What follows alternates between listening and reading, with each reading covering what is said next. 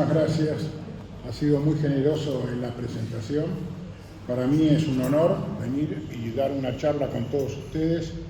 Realmente es un lugar muy acogedor y bueno, vamos a tratar de pasar un momento agradable y hablar precisamente de la educación. La educación es muy importante, no tan solo para el desarrollo personal, sino para el desarrollo de los pueblos. Es básico y fundamental. No siempre toda la sociedad tuvo acceso a la educación. Realmente se empezó a tener acceso a la educación cuando se produce el proceso revolucionario a partir del siglo XVIII en adelante. Con anterioridad, cuando imperaba el absolutismo monárquico en la sociedad, donde había un inmovilismo realmente exasperante, el común, el pueblo en general, no tenía tan solo acceso ni a la educación ni a la salud. Solamente los que gozaban de los bienes y servicios estaba limitado a un pequeño núcleo. Y además había una concepción divina del poder y de la ubicación del hombre en la sociedad que era total y absolutamente, no había posibilidad de crecimiento. Pero hay algunos antecedentes en la antigüedad donde habían pequeños núcleos, donde en esos núcleos, en esos grupos, le daban a sus miembros lo que no le daba a la sociedad. Y nos tenemos que remontar a los gremios medievales, del año 1000, 1100, a orilla del lago di Como o en Bolonia. Eran gremios que tenían el secreto de la construcción, instruían a todos sus miembros en la construcción, tenían la posibilidad de instruirse y tallar lo que nosotros decimos la piedra bruta. Además tenía, si uno lee el estatuto, una legislación laboral primitiva, una jornada limitada de labor de 8 horas diarias por 48 horas semanales con el día de culto. Tenían una prohibición del trabajo nocturno por los accidentes en las construcciones. Ellos eran los que hacían las grandes catedrales y los palacios. Eran numerosos los accidentes que había y entonces ellos tenían una especie de mutual donde en cada reunión contribuían con un determinado cantidad de dinero, se formaba una mutual, atendían a los enfermos y no tan solo atendían a los enfermos, sino que cuando moría alguien en la construcción, mantenían a las viudas hasta el fin de sus días. Tengan en cuenta que esto era una organización minoritaria, pequeña, todo el mundo se mataba por incorporarse, porque le daba salud y educación, cosa que no le daba a la sociedad en general. Esos derechos que tenían esta gente, la humanidad tardó 1000 años en universalizarlos. Recién se universalizaron durante el siglo XX, que fue realmente donde en general la gente empezó a tener acceso a la educación y a la salud. Pero el tema de la educación lo tenemos que analizar y ver, como dijimos anteriormente, cuando se produce en el siglo XVIII un proceso revolucionario que es como consecuencia directa a los cambios de paradigma de producción. En este momento estamos en un proceso similar al del siglo XVIII. La única diferencia que tenemos ahora, que hay que incorporar la inteligencia artificial, la robótica, que no sabemos cuál es la sociedad que viene. Hay que edificarla y construirla. En esa época había un movimiento filosófico y cultural que era el que preveía la sociedad que venía. Y ahí se produce un gran enfrentamiento. ¿Y cuál es el enfrentamiento? Entre el absolutismo, que era sectario totalmente, con una inmovilidad social, y la concepción de la Ilustración, que eran los liberales de base social. Le otorgaban derechos a todo el mundo, y además en esos derechos todo el mundo tenía derecho a instruirse, derecho a la salud, en fin, todo ese tipo de derechos, que no es una lucha que fue simple, sino que fue una lucha muy dolorosa que se inicia justamente en Inglaterra, por ser el país donde aparecía el proceso de revolución industrial y se extiende a toda Europa y después se va a trasladar a América. Esa lucha entre liberales y absolutistas entra dentro del Imperio Español. Y ahí se produce una verdadera división dentro del alma hispana. Por un lado estaban los liberales absolutistas, los progresistas, los que querían dotar a todo el mundo de derechos, donde indudablemente estaban los hombres que después llevaron adelante todo el proceso de independentista en América, San Martín y todos ellos. Fíjense que había una gran discriminación en el Imperio Español. Los únicos que eran considerados españoles eran los peninsulares. Los peninsulares. Los que nacían en los dominios eran criollos, que tenían derechos limitados. Por ejemplo, San Martín podía llegar en su carrera militar hasta el grado de teniente coronel, que era lo máximo. Y entonces, ¿cuál era una de las grandes luchas que llevaron adelante en América? Era extender el concepto de ciudadanía a todos, que fue lo que hizo la Constitución de Cádiz del año 1812, y como consecuencia de eso se frenó el proceso independentista acá en el Río de la Plata, cuando convocan a la Asamblea del año 13. Llega esa noticia, se frena, no se declara la independencia. Cuando asume el rey Fernando VII y vuelve a implantar el absolutismo, entonces ahí declara la independencia en el año 1816. Pero para entender cuál fue el motivo de toda esta lucha, qué es lo que pasó, es importante ver cuáles eran los índices de desarrollo humano en esa época. En Europa, en los países más desarrollados, más del 85% de la población era analfabeta.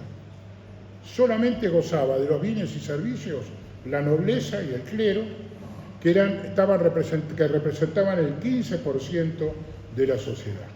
El resto no tenían derecho, estaba el siervo de la gleba, estaban los esclavos, que no podían acceder. ¿Por qué? Porque había una concepción divina que así lo había determinado.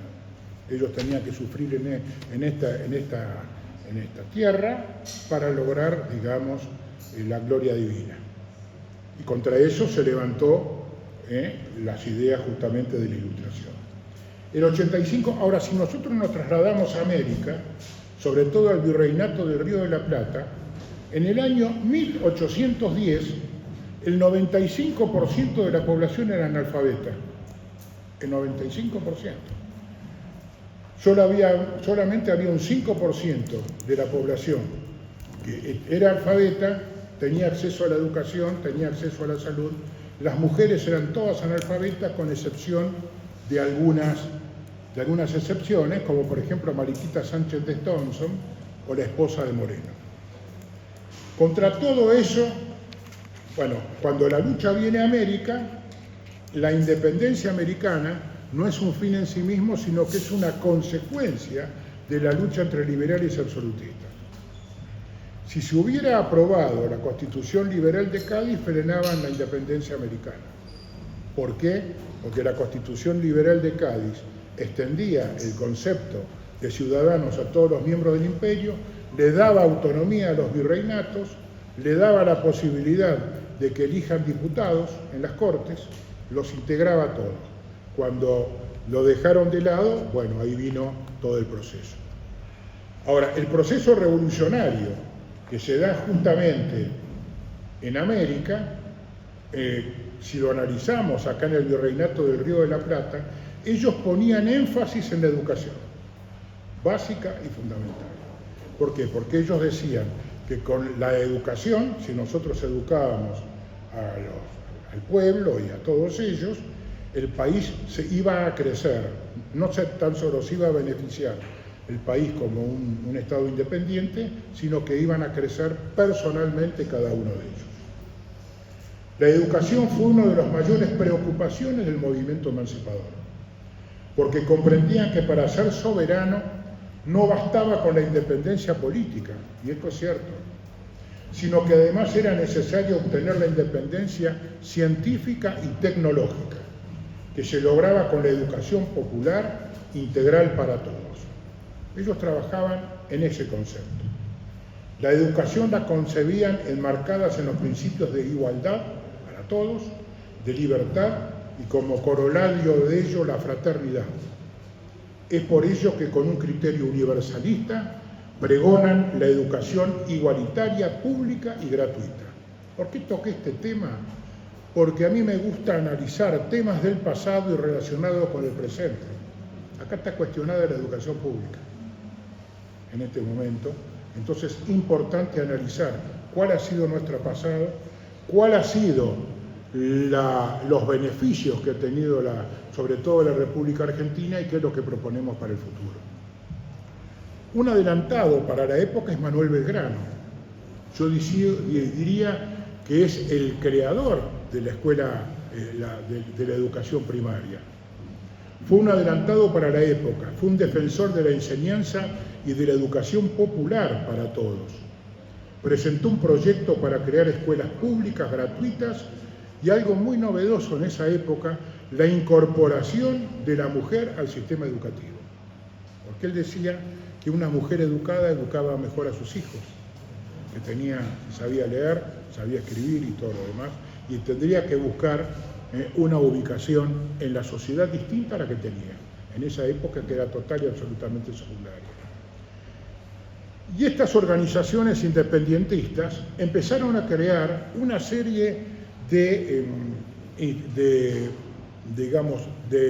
preceptos preconstitucionales que iban direccionados en una educación integral para todos, como una educación de política de Estado, que era solventada por el Estado, con un concepto de igualdad para todos.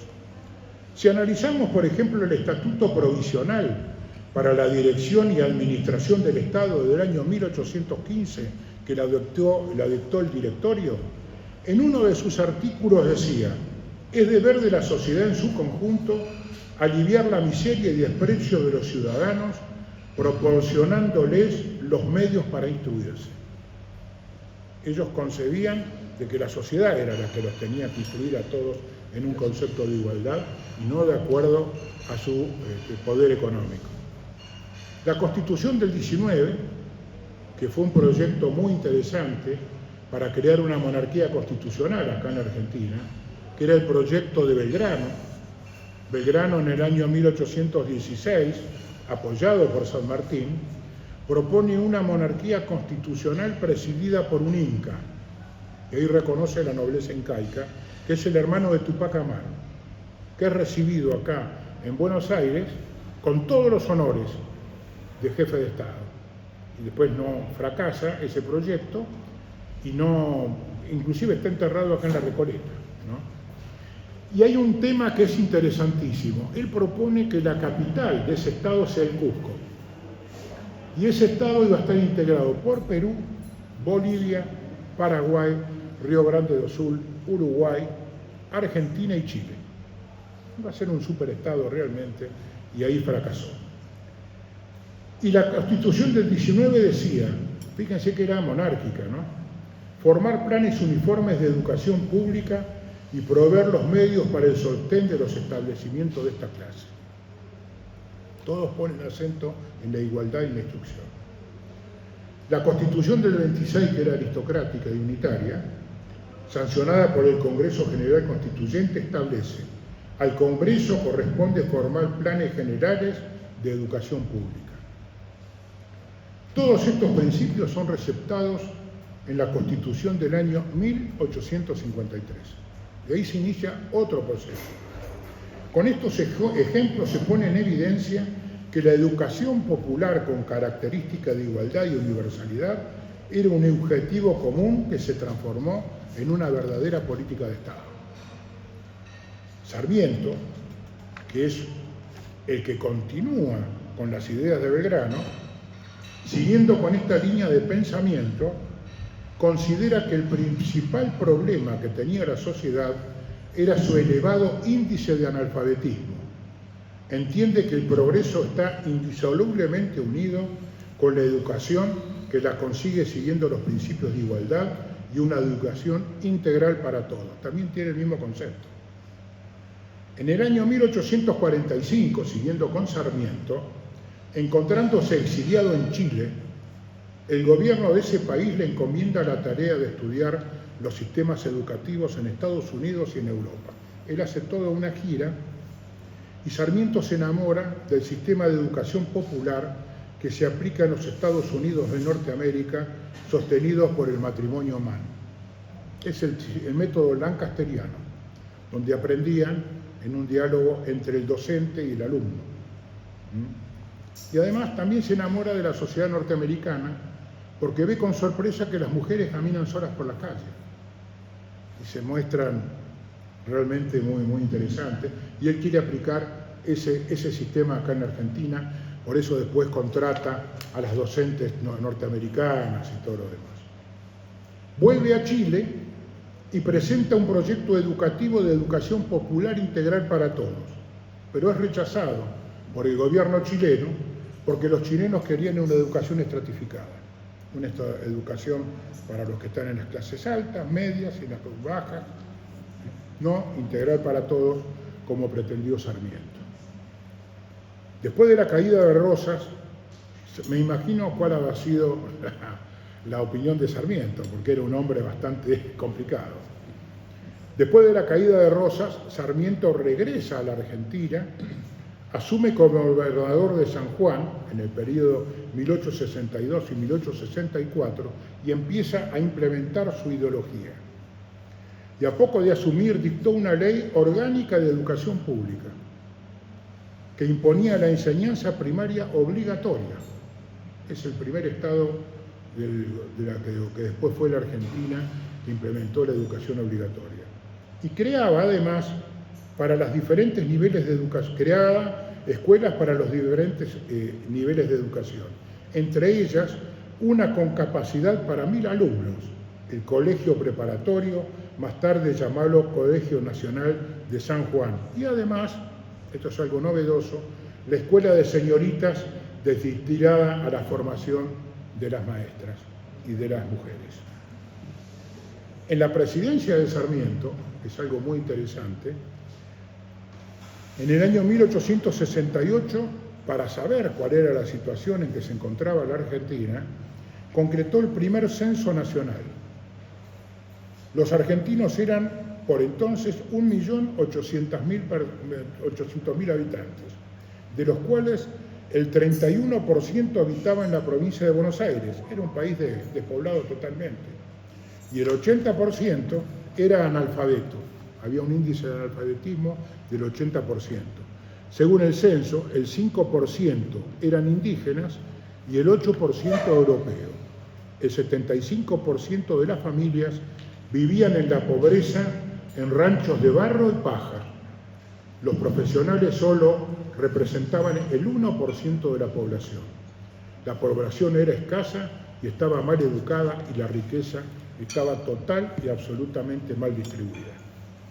Durante su presidencia siguió impulsando la educación, fundando en todo el país 800 escuelas, los institutos militares, Liceo Naval y Colegio Militar, el Observatorio de Córdoba, escuelas normales, etc.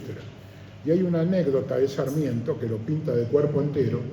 Cuando inaugura el Observatorio de Córdoba en la Universidad de Córdoba, él llama la atención a los que están ahí porque no ve mujeres. Y entonces él augura para el futuro de que en el futuro las mujeres van a poblar las universidades y van a doblar a los hombres en la instrucción, porque dicen que tienen que educarse. Realmente era un hombre que veía el futuro, por eso a veces fue muy incomprendido en esa época. Posteriormente Sarmiento presenta el proyecto educativo que había preparado para Chile y había sido rechazado, a él lo puso de muy mal humor, porque quería una educación estratificada, me refiero a los chilenos, y se la presenta acá y la presenta en la masonería. Y la masonería lo hace suya en forma inmediata. Se crea la logia docente, presidida por Vicente Fidel López, que era uno de los que defendió en el debate entre industrialistas y librecambistas en el año 1875 el proyecto de desarrollo industrial en Argentina en contra del librecambismo. Él decía, conjuntamente otro que fue un gran defensor y un gran orador, fue Carlos Pellegrini, que decía que un país no es grande solamente con el agro, sino que hay que industrializarlo y que hay que crear valor agregado. Esa es también la tesis de Carlos Pellegrini, muy interesante. Pero esta logia estaba integrada por Leandro N. Alem y por 5 futuros presidentes de la Nación: Hipólito Yrigoyen, Carlos Pellegrini, Victorino de la Plaza, Manuel Quintana, Roque Sáenz Peña. Fíjense ustedes que hay una continuidad de estos presidentes, que son Quintana, después Roque Sáenz Peña, Victorino de la Plaza y Hipólito Yrigoyen, que son todos masones que integran la misma logia. Por eso, en esa época, hay un concepto equivocado de la historia: eran adversarios pero no enemigos, dialogaban permanentemente. La ley del sufragio universal fue un diálogo fecundo que tuvieron estos hombres, sobre todo Roque Sáenz Peña y Hipólito Yrigoyen, que es el que después él va a triunfar por el voto secreto y obligatorio. También estaba integrado por Martín Irigoyen, Aristóbulo del Valle, Onésimo Leguizamón, Nicasio Oroño, el santafesino. Además inmediatamente convocaron a los mejores pedagogos de la época, a los más importantes, para elaborar el proyecto educativo, para implementar en la Argentina. Preparan el proyecto educativo, inmediatamente organizan el Congreso Pedagógico del año 1882, ellos son los que lo manejan. En ese momento Sarmiento era el gran maestre de la masonería, que lo dirigía desde ahí, y el programa maestre era Leandro N. Alem, el que lo continúa, y es una de las espadas más importantes del Congreso Pedagógico, fue Leandro N. Alem con Onésimo Leguizamón y todos los demás. Pero lo interesante de ese Congreso Pedagógico, que no fue un Congreso Pedagógico nacional, sino que fue un Congreso Pedagógico internacional que tuvo repercusión en toda Latinoamérica y en el mundo. Y ahí empieza a edificarse lo que fue la Argentina. Buenos Aires fue el centro político y intelectual de Latinoamérica y tuvo repercusiones en todos lados. Un argentino hace 20 años o más iba a Estados Unidos y era argentino, ya lo ubicaban en un lugar de privilegio por su intelectualidad. Este congreso es muy importante. Asistieron representantes, fíjense cuáles eran los representantes: Estados Unidos, Bolivia, Brasil, Costa Rica, El Salvador, Nicaragua, Paraguay, Uruguay, Chile y Perú. Hubo debates apasionados y sus conclusiones son las que determinaron el dictado en la legislatura de la ley 1420 de educación primaria común y obligatoria. Fue verdaderamente revolucionaria en esa época porque es la primera ley de integración social del país. Integró al hijo de los inmigrantes, al desclasado y a los distintos sectores sociales sin discriminación de ningún tipo, que se formaban en forma igualitaria a través del intelecto.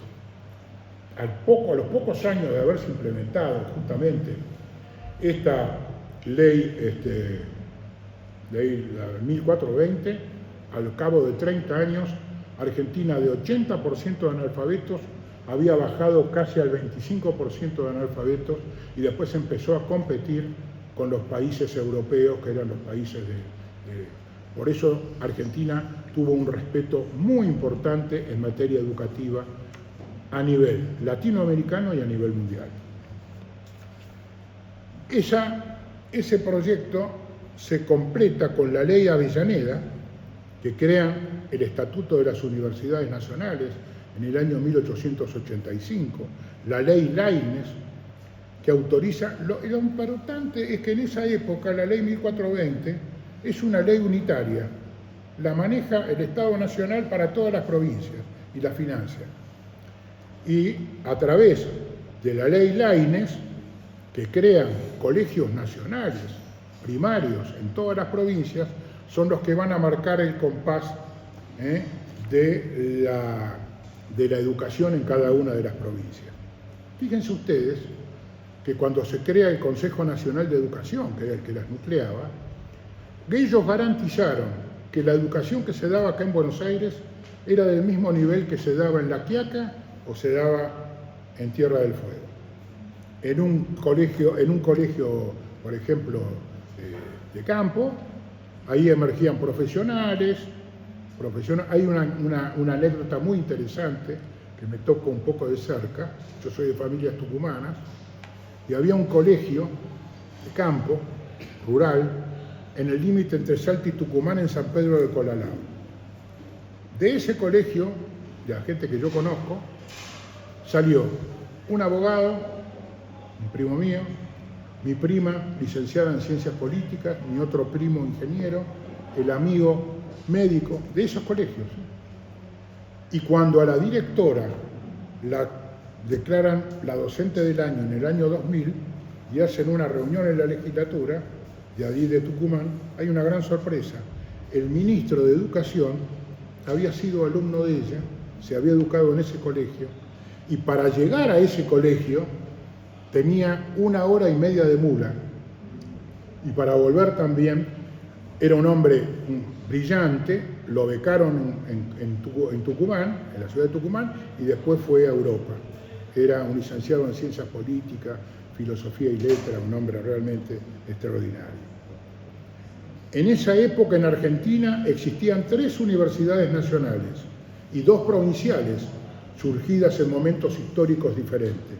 La Universidad de Córdoba, fundada en el año 1613 por los jesuitas, la Universidad de Buenos Aires, 1821, la Universidad de La Plata, la Universidad de Santa Fe, eran provinciales, la Universidad de Tucumán, 1914, inspirada en las universidades alemanas. Y acá no se quedan ahí y empiezan a trabajar para culminar con todo ese proyecto educativo con la reforma universitaria del año 18, que realmente tuvo no tan solo repercusión nacional, como la ley 1420, sino a nivel internacional. El proyecto educativo trasciende a Sarmiento y continúa con la reforma universitaria en el año 1918. En esa época había una gran ebullición estudiantil en las distintas universidades nacionales del país que proponían la democratización de la enseñanza y terminar con el dogmatismo reaccionario.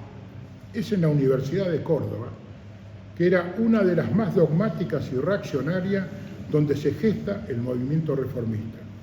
Los estudiantes tuvieron un papel activo en el desarrollo de los acontecimientos que culminaron con la reforma universitaria, y ahí sí también participaron miembros de las logias Cruz del Sur, Voltel y Piedad y Unión de Córdoba.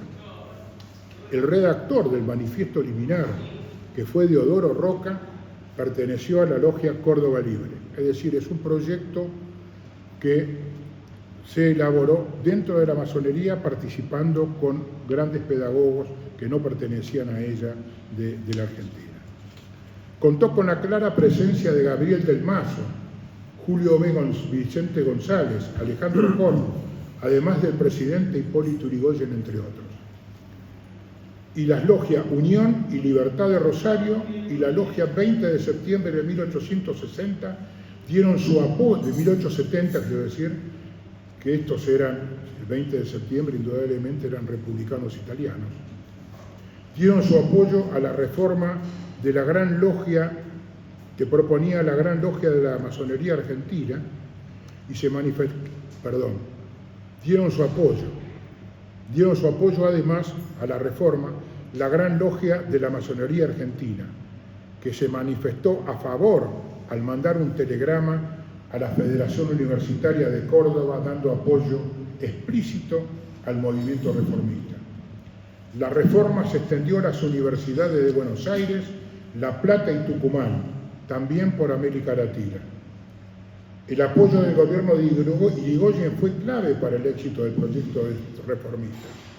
Él participó en la elaboración del proyecto educativo, en la logia docente, como miembro de la logia docente, y culmina con la reforma universitaria del 18, participó en su elaboración y con su apoyo es el que logra la concreción definitiva al aprobarla. Ahora, ¿cuáles fueron los postulados de la reformista? Autonomía universitaria, administrativa, financiero, científica y pedagógica. No voy a desarrollarlo todo porque nos vamos a extender demasiado. El cogobierno, el de docentes, graduados y estudiantes.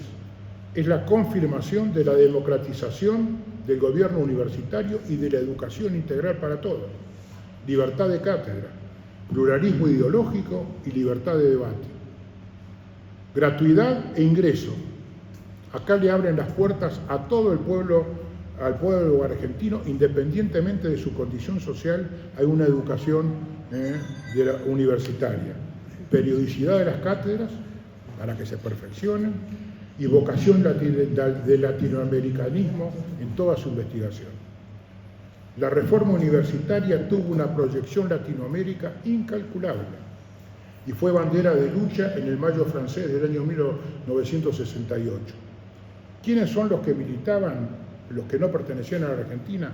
Víctor Aya de la Torre en Córdoba, en Perú, por ejemplo, la Legión del Caribe, presidida por el presidente de Costa Rica, que era una asociación que luchaba contra las dictaduras centroamericanas, eran las que proponían como una bandera de lucha el proyecto de la reforma universitaria, y además fue bandera de lucha en el Mayo francés, 1968. Fíjense ustedes la importancia que tuvo este proceso. ¿Cuál fue el lema que tenía? Los dolores que nos quedan son las libertades que nos faltan. Es lo que redactó Deodoro Roca. ¿Y cuál fue, para finalizar, el resultado de este proyecto educativo que se implementó en la Argentina?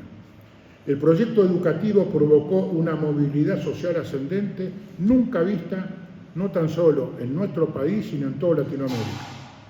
Única en Latinoamérica y me atrevería a decir en el mundo.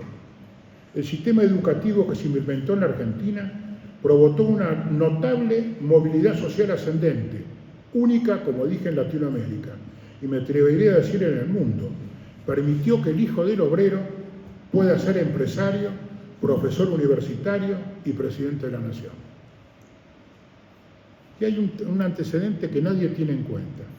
Todos los presidentes argentinos, desde la mitad del siglo XX hasta ahora, no han sido los hijos de la aristocracia, sino que han sido hijos o nietos de los expulsados por las guerras, la pobreza y la miseria de la vieja Europa o de sus países de origen. Todos en nuestras familias tenemos un iletrado o un analfabeto que es el que vino acá a hacer la América, hizo la América, porque es el resultado de la América y somos nosotros que hemos llegado. Yo quiero contar una anécdota familiar. Mi abuelo murió a los 90 y pico de años, se murió de viejo, no estaba enfermo, ya estaba. Y cuando se estaba muriendo se dio cuenta, dijo, no, acá nadie llore porque yo me di una vida bárbara, qué sé yo. Y contó su historia a todos los nietos, ¿no?